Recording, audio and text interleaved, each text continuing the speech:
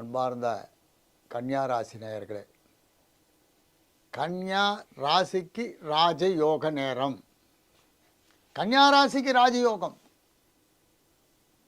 எத்தனை கோடி பேர் கன்னியா ராசி இருந்தாலும் ஏதாவது ஒரு வகையில் அவர்களுக்கு ராஜயோகம்.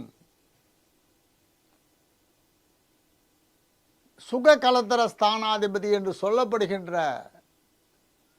குரு பகவான் லாபஸ்தானத்தில் உச்சநிலை அடைய போகிறார்.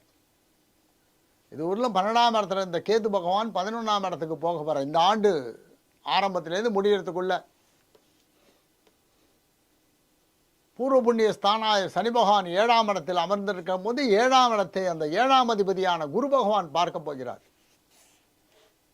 இதுதான் இந்த வருஷம். வாழ்க்கையில் இதுவரை அனுபவித்த கஷ்டங்களுக்கு முற்றுப்புள்ளி வைக்கிற இடத்துக்கு வரார்.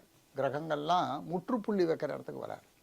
இதுவரை பட்ட கஷ்டங்கள், உடல்நலம் சரியில்லையா, என்ன மாதிரியான உடம்பா, உடனே டக்குன்னு முடிச்சு கொடுத்துட்டு போயிடுவார். மே மாதத்துக்கு மேலே குரு பகவான் வராரு. திருமண தடை அகலும், குழந்தை பாக்கியம் ஏற்படும், பொருளாதார ரீதியாக முன்னுக்கு வர வைப்போம்.